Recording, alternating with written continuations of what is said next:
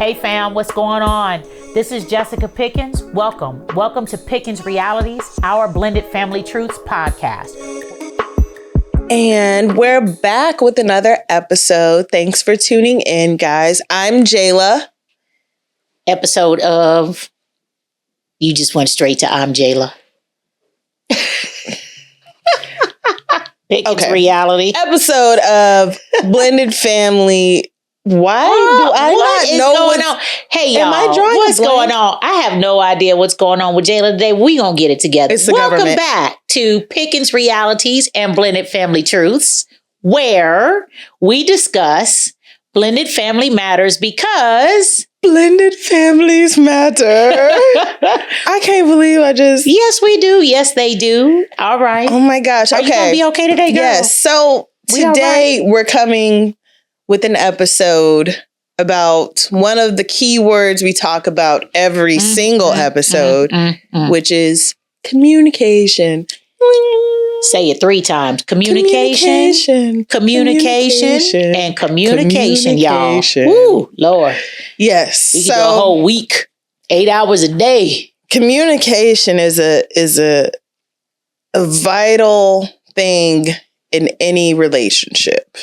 Whether it be a relationship with a dog and its owner, a baby and its parent, friends, coworkers, bosses. I know that was a weird thing to say, but communication, communication leads every relationship.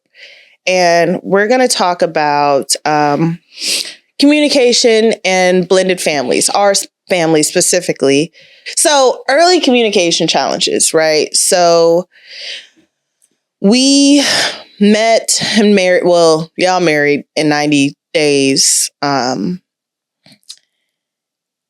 among that, we talk about all the time on the podcast, like how basically we should have done things differently. Correct. And we should have kind of figured each other out earlier and stuff like that. So Correct.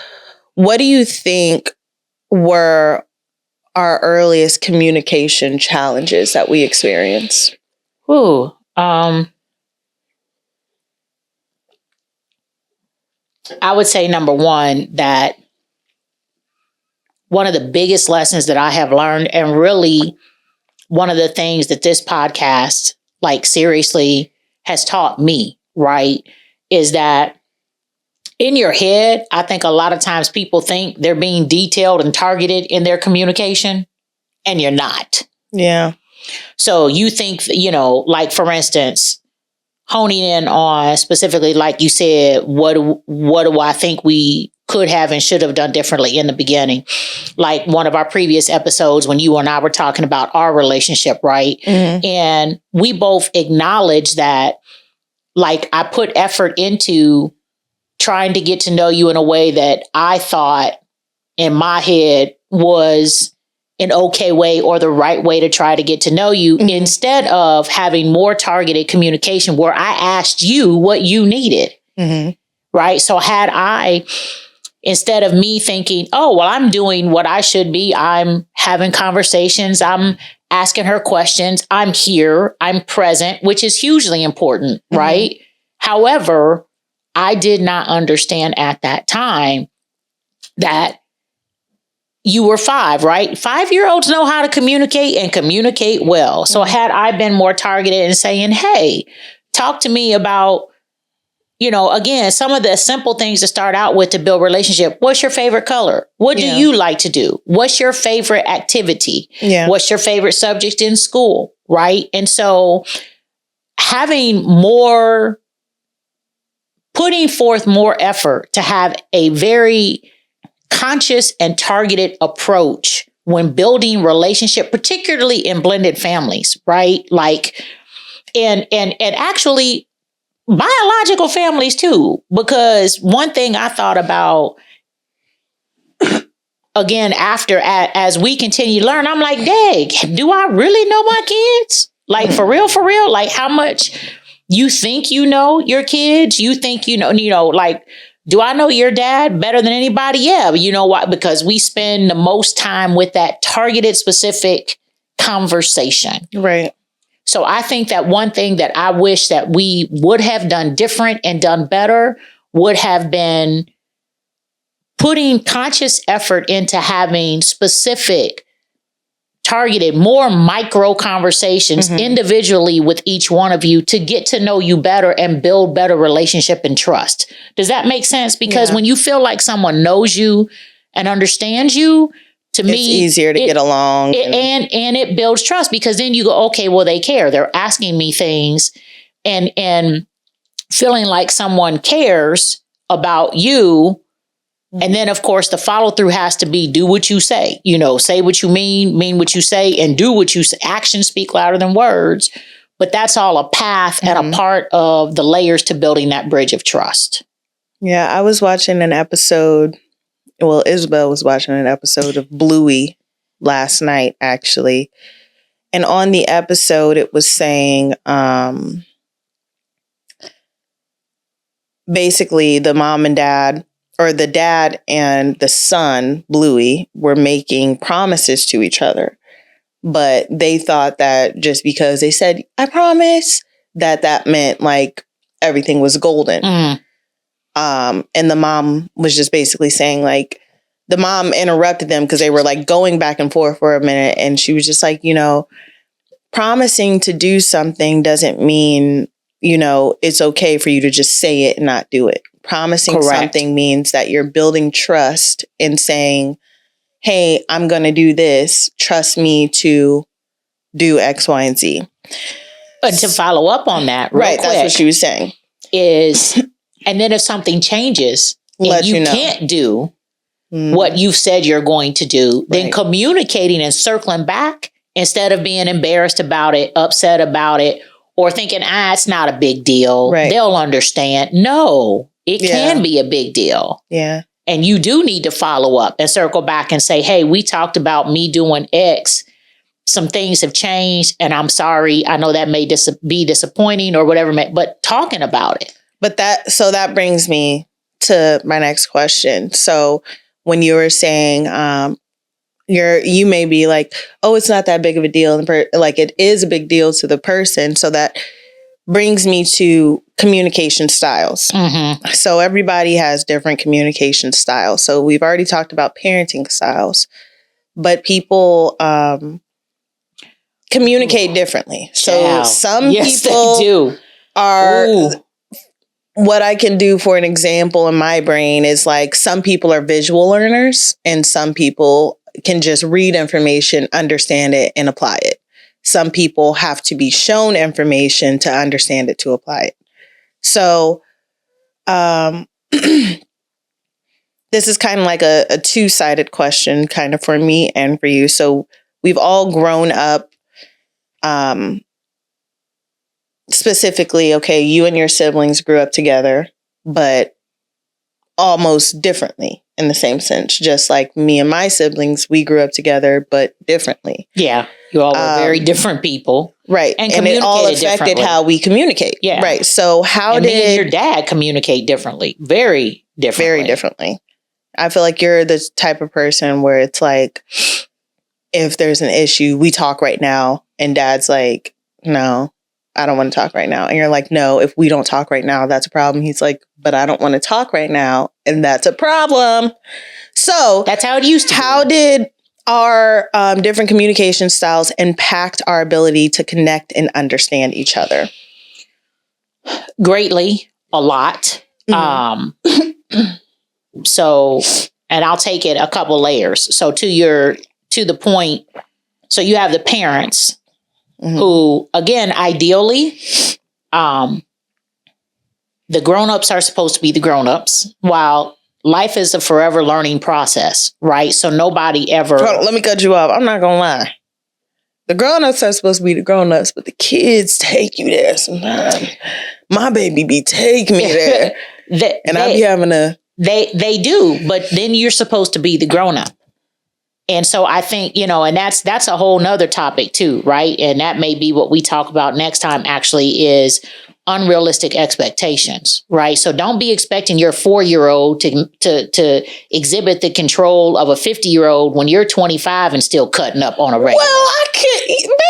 what we need to talk about next episode. Right. So let's go back to communication. So, and maybe we will do unrealistic expectations, because seriously, I think that jacks people up, and then you start communicating all types of crazy because you are being very unrealistic. And so, one, back to your question that you were asking, how do the different communication styles hinder or impede relationship as family, right? Am I remembering what you just asked me? Yeah, how did our different communication styles impact our ability to connect and understand each other? So greatly. And while we've gotten better, again, this stuff is still a forever learning, growing process. Because as long as people are willing to change, you can forever mature and grow and evolve, right? And so, let's start with the adults, with your dad and I. Your dad, I would call it the vault, right? So, to your point, in the beginning of our marriage, and for me, because one of the biggest, and this is where you got to get to the roots of your issues and understand why you act the way that you act, right? So unpacking. For me, you remember that word? Man, unpack. We should have a pop quiz. Unpacking. Right. What is it? Put it in the comments, right? And so, because unfortunately, I had a very negative, the majority of relationship with men from my father to men that I dated prior to your dad, lying and deception was a major part of that. Mm-hmm. So just not having trust, there was not good, honesty and whatnot. So for me, anything that remotely looked or felt like deception or lie, it triggered me. It sent me there. And I never wanted any part of that. So for me, I'm a very detailed communicator because I never want to give the appearance that I'm not being just 100% honest, right? Mm-hmm. Which a lot of times, to me, when I was younger, and we'll get to where I've evolved and I understand that that's not the truth, but that's why I felt a burning. If I had an issue or I felt a certain way, I needed to get it out right then. Because if I didn't tell you how I was feeling or what was going on, I felt like I was lying or being deceptive, which is not wisdom. Right. And so, but I had to go through therapy and work through getting to the root of why does my husband keep telling me I talk too much or I give too much information? And when I got to the root of it with my therapist, the root was because I had been lied to. And that is like the bane of I have such a disdain for it. I would feel like if I'm pissed off, upset, right. Look, she came out, y'all. Her skin coming off. If I am upset and I don't tell you, I feel like I'm not being honest. And I want people to be honest with me. So I do my best to be who to treat other people how. So my therapist has to be like, girl, let's dial this back. There's times where you have to use wisdom and just because you don't share exactly how you're feeling and in that exact moment does not make you a liar. It doesn't mean you're being deceitful. You have to add some maturity and wisdom to that and understand strategy and understand a lot of times too, you may need a cool down period. It may not be the best time. Emotions may be high. Cause when y'all would have something going on, I'd be like, like you said, we're going to talk about this right now. Yes. When that may not always be the best route, it may create more chaos and confusion and be more harmful than helpful. So that was previously my communication style as raising you all. In hindsight, being 2020, I really wish that I would have been more mature and understood the root of my issue so that I could have adjusted and done that a bit differently. Now, as I've grown. So you're saying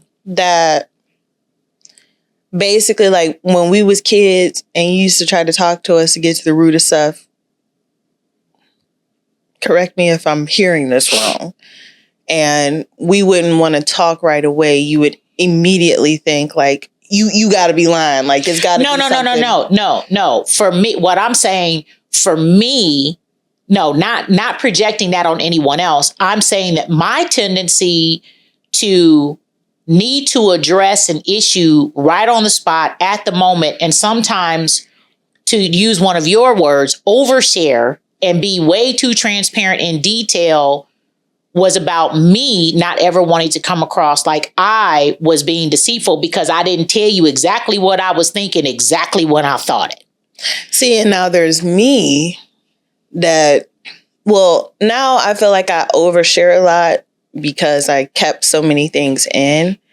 But I feel like a lot of the times, like my adult self, I would rather just not say anything just to see how people react to certain stuff. Well, see, and I don't think that that's a correct way to, I don't think that that's that can be an unhealthy balance as well. I feel like because my mouth be so ready to. Well, you do have to practice restraint. I say. You do. So, but let me round out and let's come back to that in 1 second, right? Because to your point, this is what we're talking about.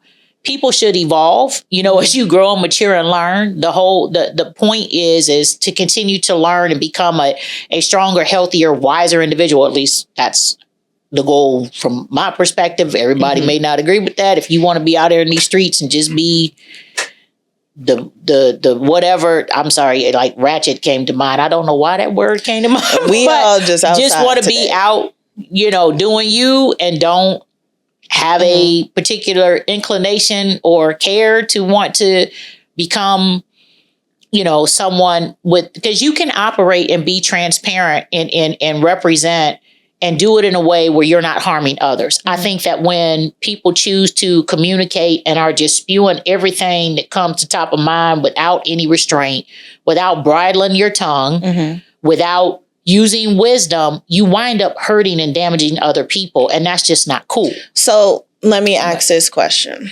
Let's bring up the divorce conversation.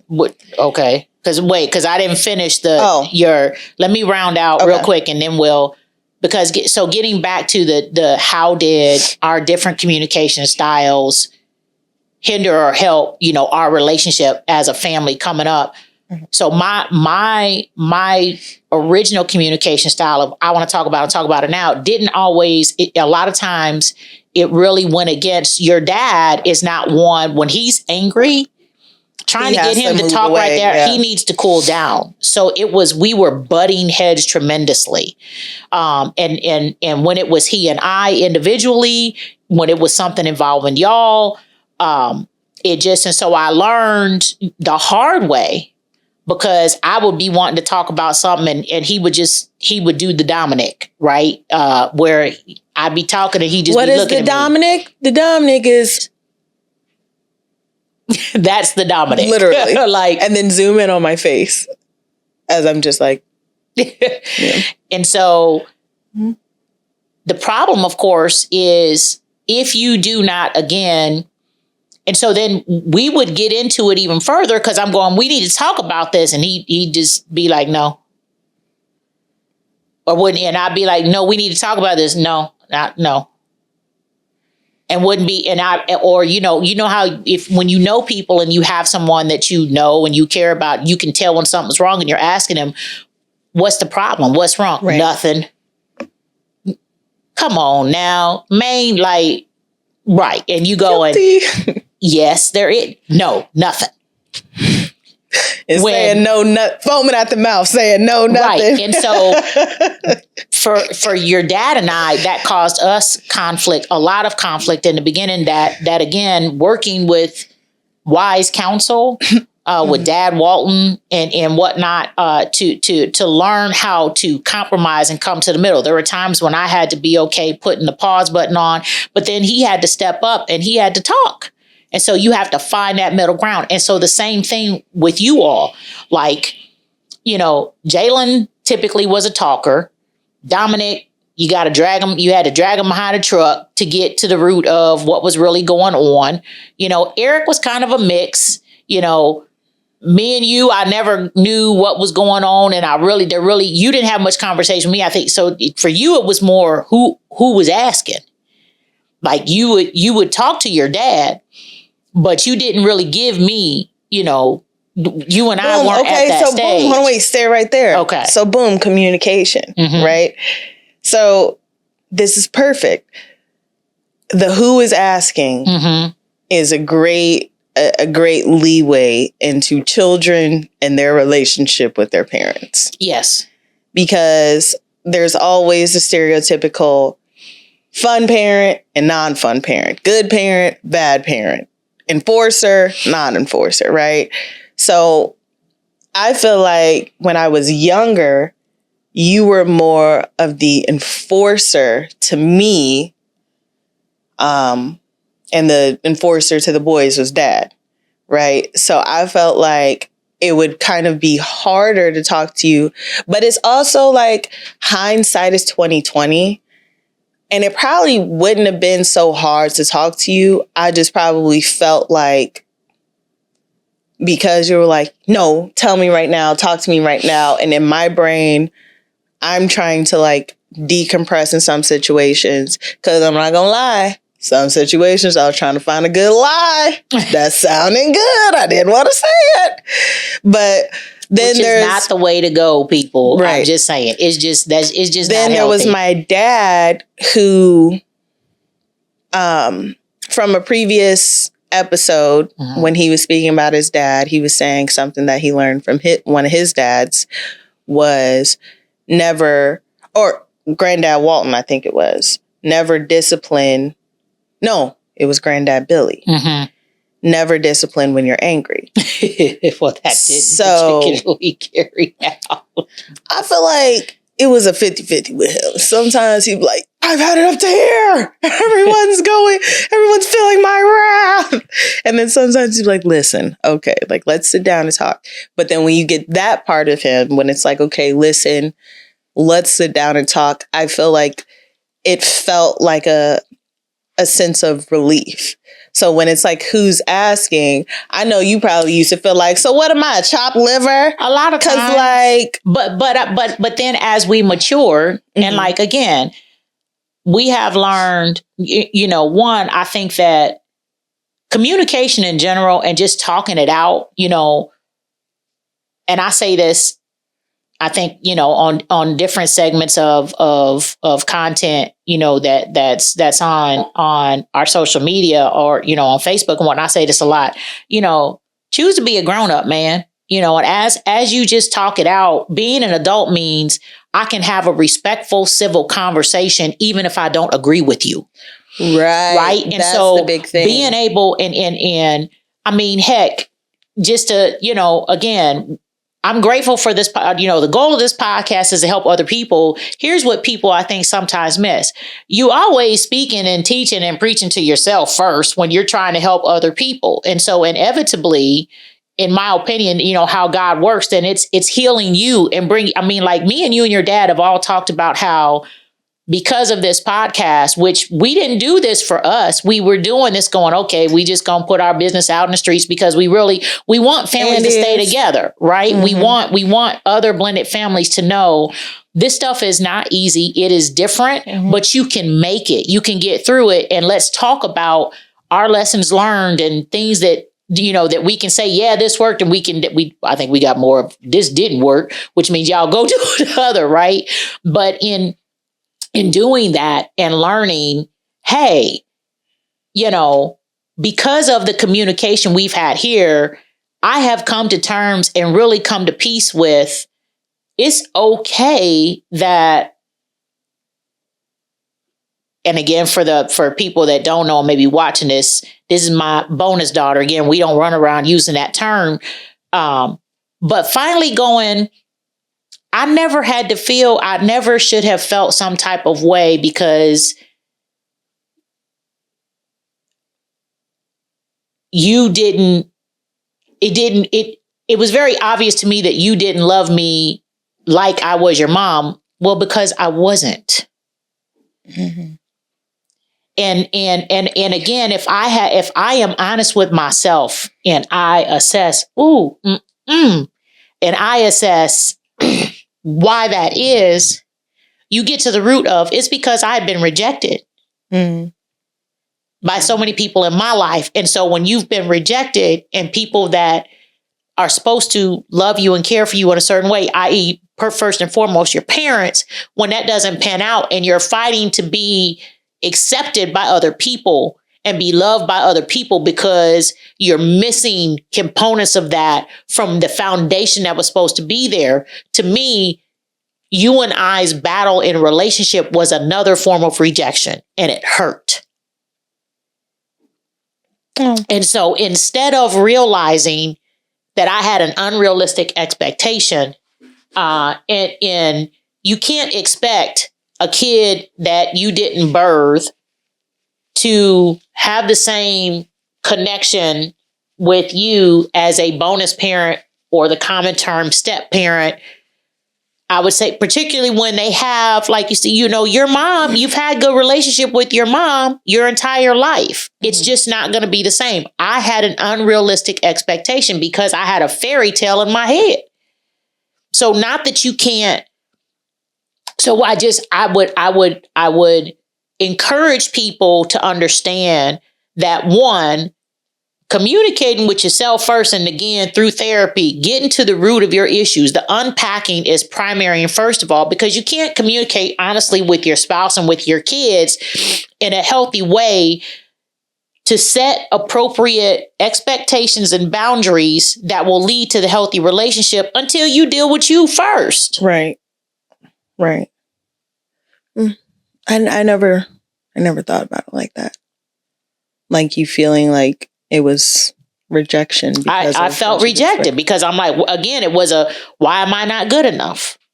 I'm working so hard to be this and do this for her and for the kids that I didn't birth. And a lot of times, like you said, I did feel like chopped liver because I'm like, the ninjas that gave birth to them don't do what I do. So what is this?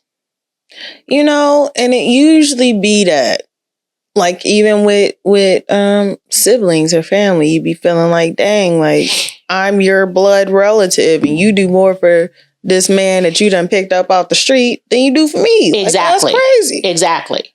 I get it. Exactly. And that's why a lot of people will feel closer to non-biological folks that they call Jayla. Jayla has a tribe that he would invest and spend more time with than his own family because he felt rejected by his own family.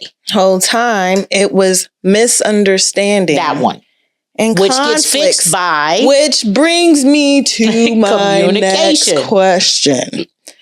Misunderstanding and conflicts. So let's talk about, I wanted to bring it up earlier, the divorce conversation between you and Dad.